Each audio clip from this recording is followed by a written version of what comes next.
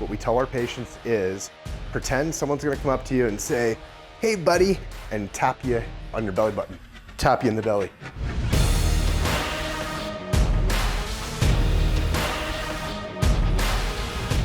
Hey everyone, Dr. Todd from Gonstead Spine Wellness and MoveNow University.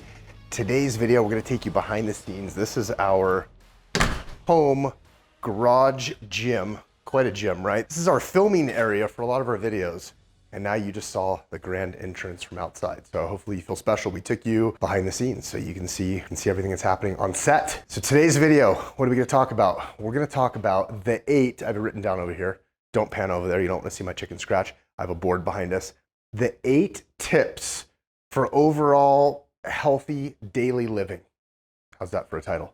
8 tips for overall healthy daily living. And we're gonna cover these step by step quickly. I can make a whole video on each one of these in particular. I'm gonna shoot for a 5-minute video. Let's see how quick we can do this. Let's see if we can do 5 minutes. What do you think, camerawoman? You think we can do 5 minutes? 4 minutes, she thinks. Okay, let's try 4 minutes. Let's see how fast we can do this. Okay, actually, before we get started, make sure you subscribe to our channel. Make sure that if you like us, you turn on notifications, you share it, you comment.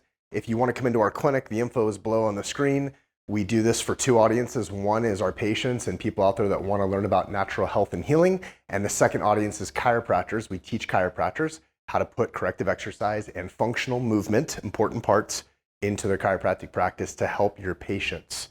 All right, so let's get rolling. Number 1, breathing. So important thing every day, breathe. These are quick tips you can do throughout the day. What do I mean by breathe? It means take a deep, long breath through the nose, out the mouth. Notice how I breathe there. I didn't do this. I didn't shoulder breathe, belly breathe. Push your belly out. Put your hand on your belly and diaphragmatically breathe. As you breathe in, expand your belly out. Don't be afraid to show people that you got a little bit of a belly while you're breathing. Do that multiple times per day, maybe 3 times in a row, once every few hours when you think about it. Oxygen is great. It's free. It's kind of like a drug for your body. Your body operates great being oxygenated. When is the last time you took some deep breaths throughout the day? That's number 1. Next. Number 2, hip hinge. We did a whole video on hip hinge, so you can go back and watch it. There's a link above, so you can watch the details. Hip hinge, karate choppers right here. Shift back with your butt. This is how I want you to bend throughout the day. Hip hinge. When you brush your teeth in the morning, hip hinge, okay? When you bend over to pet your dog, hip hinge. When you bend over to tie your shoe, hip hinge, or lunge if you have to, which is still following a hip hinge pattern to get down into the lunge. Okay, see? All right, hip hinge, number 2. Watch the video to see all the reasons why, because we did a several-minute video just on the hip hinge. Number 3, core, all right? Transverse abdominis, rectus abdominis, obliques, these muscles, we don't care what they're called right now, make sure they're turned on throughout the day. What we tell our patients is pretend someone's gonna come up to you and say, "Hey buddy," and tap you on your belly button, tap you in the belly. If you're just loosey-goosey and they do that, not so good. You don't have to tense up like you're doing crunches, but have a little bit of engagement in your core so that if someone comes over and taps you, you're somewhat active. Try to do that throughout the day. When you're sitting, when you're walking, when you're driving, when you're doing whatever, try to have a little activation in the core. So try that every single day as much as you possibly can. It'll take some training to do so. Number 4, glutes. These muscles back here, when you sit for long periods of time, so let me sit, I'll show you this. When you sit, okay, I'm gonna go quick on this. We can do a whole video just on this. When you sit, hip flexors, are they in a lengthened or shortened position? They are in a shortened position. What happens if you stay in a certain position for prolonged periods? You get what's called adaptive shortening. So now these muscles adaptively shorten. Oh, you stand up, you're tight in here. Okay, now something else that happens is when this muscle is shortened, the opposing joint action muscle, this is a hip flexor, opposing joint action is hip extension. Primary hip extender is your glute. The opposing joint action muscle gets reciprocally inhibited. It means your brain cannot fire both muscles at the same time.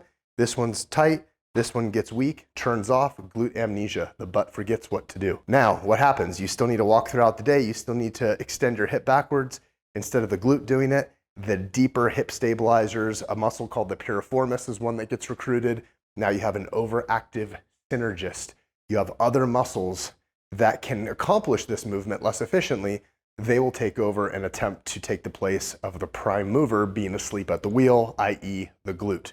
So how do we get the glutes to turn back on? Part of it is just awareness. Part of it is throughout the day, if you're standing, Do not hang on your joints. Don't do this. Don't just hang on your joints. Stand with intention. Try to keep your head tall. Get as tall as you can. Squeeze your glutes. Turn them on. You can alternate leg to leg. Squeeze your glutes. Take your hand.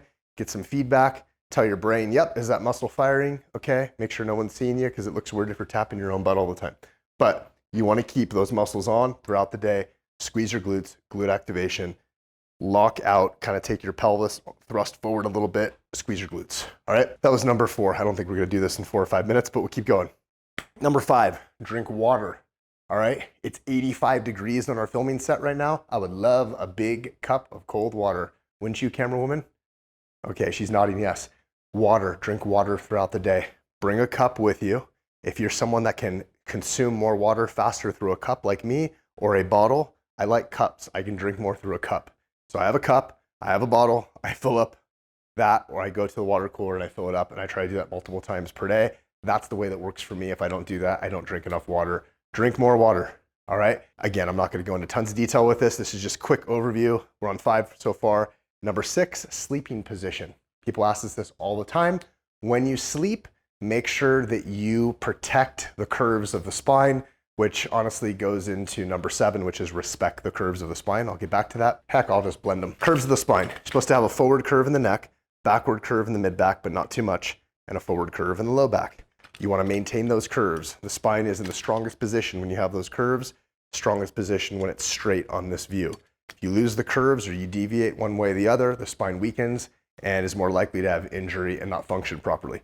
Respecting those curves, when you lay up, lay face up in bed, have a pillow that goes low on your neck, have a very thin pillow, allow that curve to exist. Do not put a big pillow here and jut the head forward while you're laying face up. So if you imagine behind me being the bed, big pillow behind the head or big pillow behind the head where the chin is flexed like this, no good. Either sleep face up or on your side. If you're on your side, have a pillow between your arms, pillow between your legs, body pillow. Prevents the shoulders from crushing in on themselves, prevents the knees from coming together, creating stress on the hips. So spacer on the side. Sleeping face down, never do it. Why? Because when you sleep face down, guess what you gotta do to breathe? Turn the head all night long. Now you're rotating the neck. You're causing cervical rotation for long periods of time. Your body will adopt postures and positions that you put yourself in for prolonged periods. So if you're sleeping with your head twisted, you're going to have a rotational misalignment in your neck. It'll screw you up. It's bad for your nerves, bad for the joints. Don't do it. So I covered 2 there. I covered sleeping position and I covered respecting the spinal curves. I'm going to elaborate on respecting the spinal curves, maintaining the curve in the low back. That goes into a little bit of the hip hinge, which was number 2. So when you hip hinge, I'm maintaining that forward curve in the low back. I'm not bending by losing the curve. I'm maintaining the curve and I'm moving through the hips. Maintain that curve in anything and everything that you do. Support the curve in the lower back and think, is the position I'm going to put my body in, is it going to abide by that law, that rule that we just covered? If I have to do something that reverses or doesn't respect these curves in our spine, don't do it because you're going to hurt yourself and you're breaking the integrity of your spine. Number 8, 20-minute daily cardio. All right, 150 minutes a week is a good guide. 7 times 20 is really 140. Shoot for 150. 150 minutes a week. Your heart is the most important muscle in your body. So no matter what your routine is, try to get some cardio in. The cardio does not have to be all that fancy. It can be walking on a treadmill over here. Here's our treadmill with some dog pillows on it. Don't show that. We have over here, this is my favorite cardio to do, a Rogue Echo bike, a fan bike. This is awesome. High intensity, get your heart rate up and moving. Try to do some kind of cardio for 150 minutes a week. How intense should you do? So intense that you can't have a conversation with the person without huffing and puffing. So if you're walking next to your spouse or significant other and you're having a full-on conversation, pick up the pace because you're not pushing hard enough. You don't need to do full-on sprints or go crazy. 150 minutes of cardio. And to speak to the cardio as well, like what I like to do if I'm doing treadmill, I mostly do the fan bike. My wife, camera woman, she likes to do the treadmill. But she's doing the bike lately. She's not in her head. She says, no, I'm doing the bike lately. I like to do intervals. Intervals are, you warm up and then you go fast, get your heart rate up and then calm down. Control your breathing as you calm down, as you come back to a baseline. The entire time you cannot have a conversation, but you're going in spurts of increased intensity. All right, so that's number 8. So again, what are the 8?